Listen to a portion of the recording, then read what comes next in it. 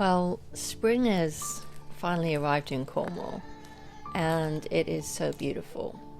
I sometimes feel like Cornwall is actually the land of eternal spring because you can see flowers here blooming all year round, but things have changed now.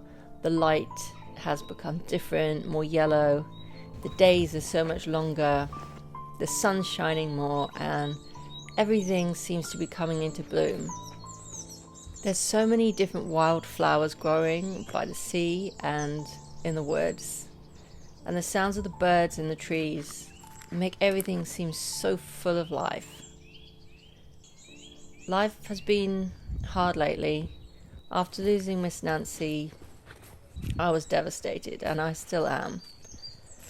So I started walking, and after a while I decided to pick up the camera and try to show you guys just a little bit of what we're experiencing here in Cornwall at the moment.